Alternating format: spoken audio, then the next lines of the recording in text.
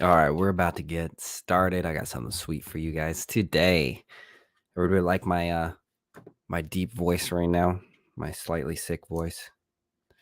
So let's just kind of dive into this and kind of get started. So vendors, partners, lenders, title inspectors, insurance. Oh my.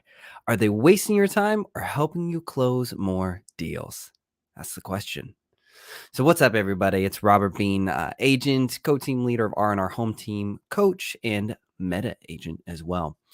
We're going to really get into the value of a lender, uh, title inspectors, and how to make sure that they're helping you close more deals and not waste your time. But before we get to that, whatever platform you're viewing on right now, would you make my day a little bit brighter and hit that subscribe button or follow button, or whatever it is? Smack that like button, turn on notifications, and if you're really wanting to show off, share this video and leave a comment, maybe of where you're from. All right, let's dive in. So whether you're a solo agent, team member, team leader, brokerage owner, or some sweet hybrid, you need partners to get the job done. Those partners, aka, are vendors. Can't close a deal without them. I don't care how amazing you are. Can't close a deal without them. But one of the biggest issues with vendors and partners is, are they actually bringing the value that they should? Right? There should always be value that elevates your business and helps you close more deals, or it detracts from it. There is no middle ground.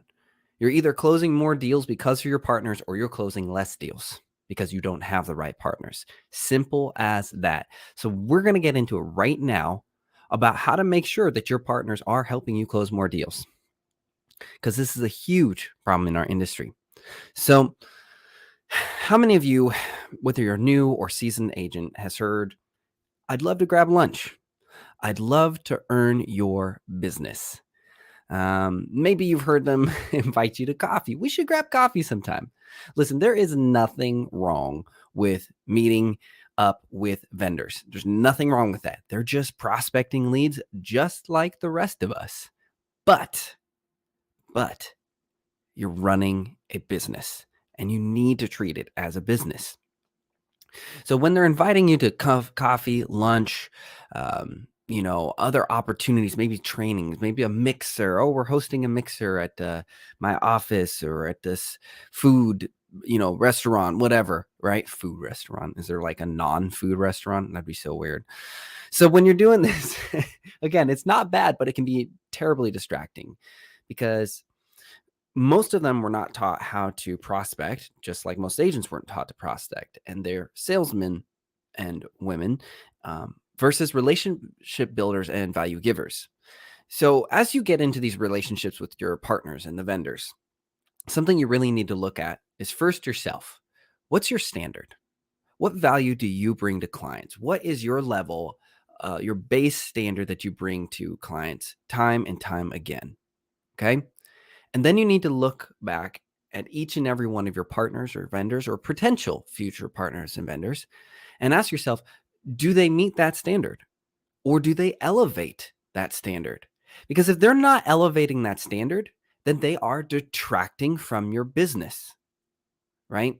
That's it. There is no gray area on this. They're either helping you give more to a client or they are taking away from the client experience.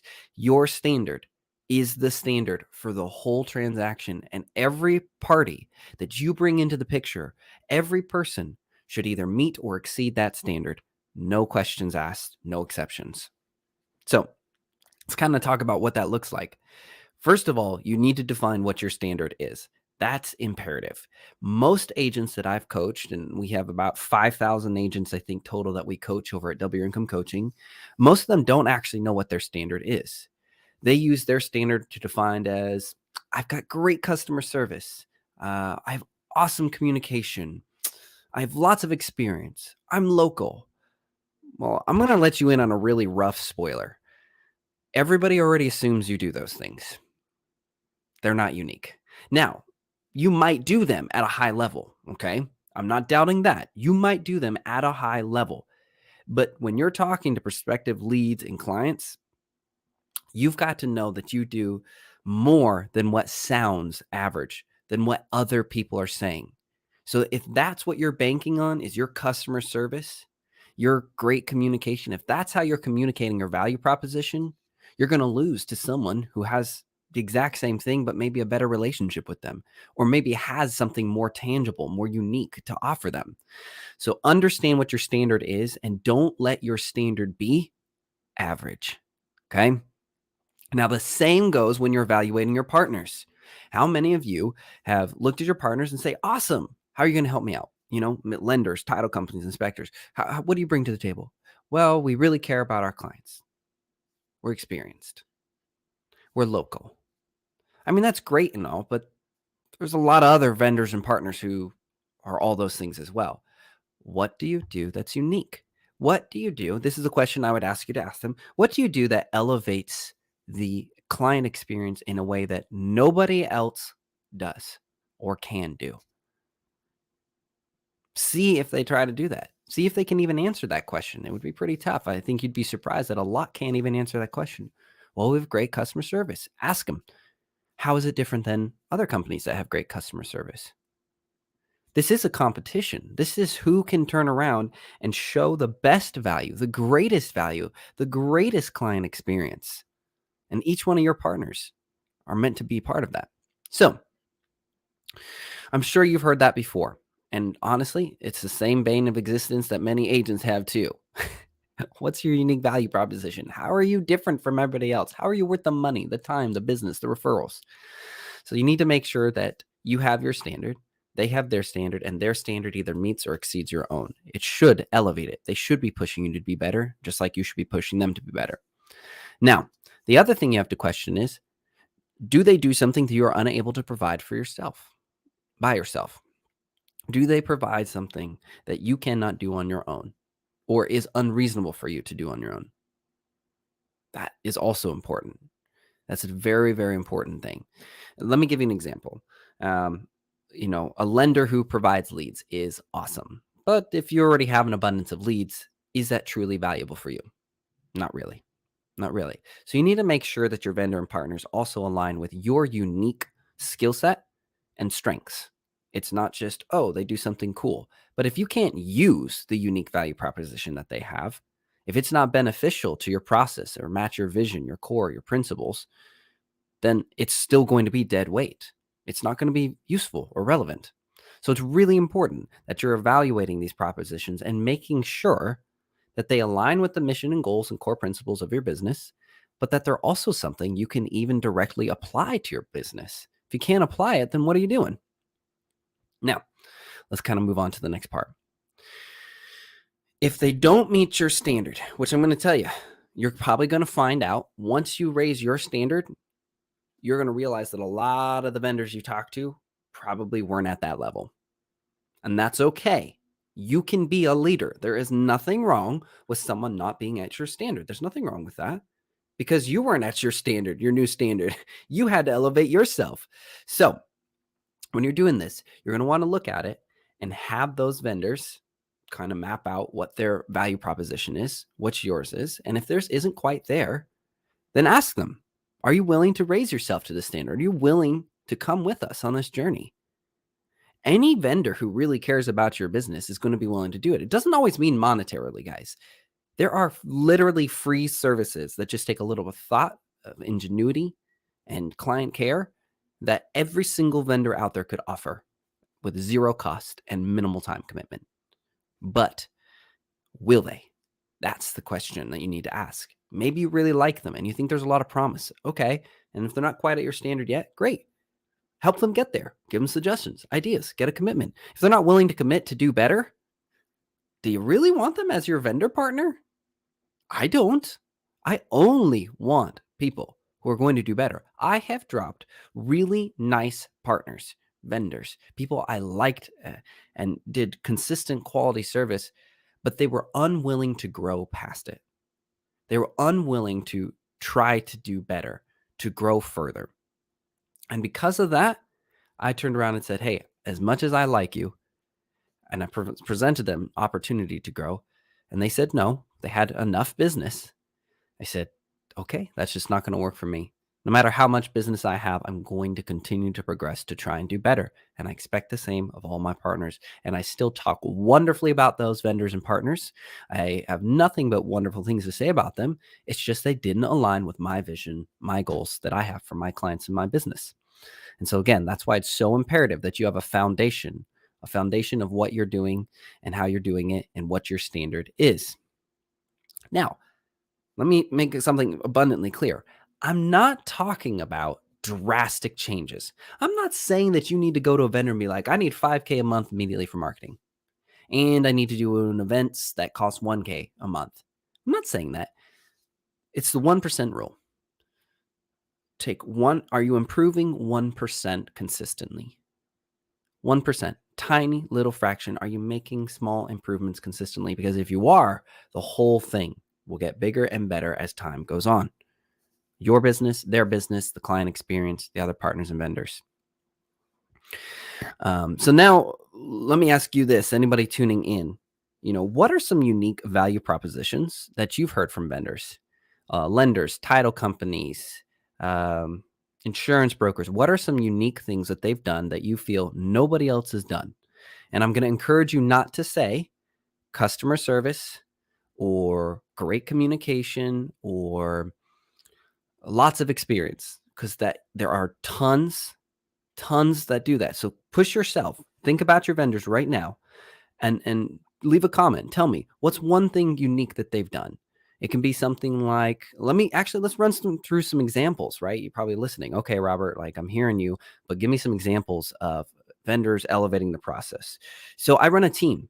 Part of running a team is that you need agents coming onto that team. It will always be a process. You always need new business. Just as an agent, you need new clients. When you run a team, you need new agents. It needs to be a steady flow.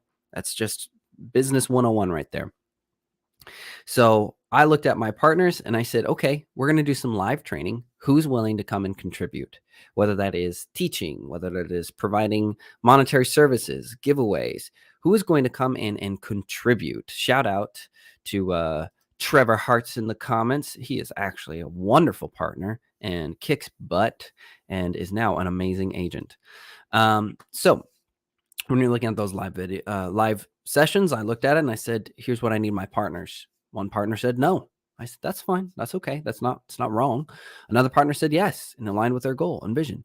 And so we built it and grew it. And one of them helped sponsor monetarily. Another brought food and drinks. Another taught some of the class. Another found other giveaways or other ways that they could discounts or ways to contribute. Right. So there's a variety within that. Some other examples might be like, how about free ones? Well, Robert, my vendors already, they don't have really good margins. So what are they supposed to do? Well, think about it this way. You can do something free. How about one of my favorite ones to talk about is a perfect mortgage guarantee with your lenders. What's that? What's the perfect mortgage guarantee? Sounds super fancy, right? Listen, it's just an attention to detail. It is not a lot of work, but it is a commitment. And so let me explain to you how I view a perfect mortgage guarantee. You can do this with any lender out there. It just depends on whether they're willing to commit to it with you. Tally up your clients. You should always have a list of clients in their spreadsheet and everything like that. And sit down with the lender who runs all of those, including ones that maybe haven't even closed with them. But if they're your main lender, they should be willing to go above and beyond, just like you should be willing to do the same. So look at all those clients, okay? And every quarter or every 6 months, view all their loans and see if there are better rates or better terms available to them. And if they are, reach out to them, let them know exactly what that is, how much they'll save, blah, blah, blah, blah. And if they're not, let them know that you just did your quarterly perfect mortgage review with the lender. That is awesome, and it doesn't cost a dime, and nobody's doing it. For the most part, nobody is doing it. And when I tell my clients, hey, I just reviewed your loan and you're already at the best place you could possibly be, they're like, oh, wow, I didn't even know you were checking. They forgot, but you didn't forget.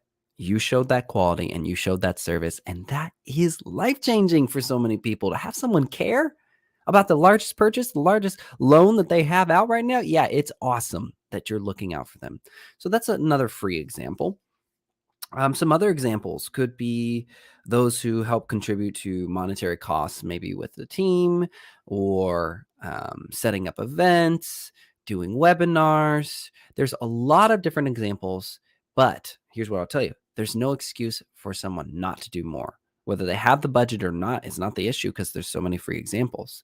Um, and if you're watching, do me a favor and leave a comment. Give me some cool ideas that you thought of, free, paid, whatever, of how you've linked up with your vendors, inspectors, insurance, title, um, of course, lenders. Give me some free ways and then some paid ways that you've linked up with them and done some awesome things. So, why is this important, right? Robert, you promised closing more deals. Let me give you a really solid real world example for you, okay? I pick up clients from somewhere, don't I? All of those clients have used a different agent prior. A lot of them, I shouldn't say all of them, but a lot of them have used another agent. Now, why is that? It's not because I'm nurturing them better. They're not a past client, so I haven't been nurturing them in the same way. Yeah, maybe it's some marketing here or there, but a lot of times it's I'm providing them a value proposition that is unparalleled and they've never had before. And then I deliver on it. And all of my partners are part of that performance, part of that experience. And so each one of your partners is going to come out there and contribute to the client's experience and elevate the show, or they're going to take it away. And that is not mediocrity. Average is just as bad as being poor at your job. It is. Why? Because people forget what is forgettable and they remember what is exceptional. So now look at yourself, look at your standards, look at your business and say, is this an experience that is exceptional or is it pretty average and sounds like pretty much every other agent out there?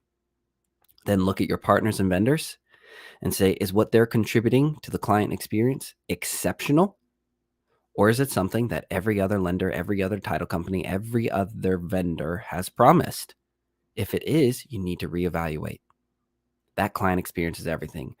So we're going to wrap that up right now, guys. Thanks so much for tuning into this live. You know I love going live. So again, whatever platform you're viewing on right now, hit the subscribe or follow button, whatever it is, smack the like button, turn on notifications, and share the video with anybody that this could bring value to. And if you want, leave me a comment. Share some vendor experiences, ones that have gone above and beyond and done some unique things, maybe some ideas you've created. I'd love to hear more. I think this is really healthy for our industry, and I cannot wait to see you in the next video.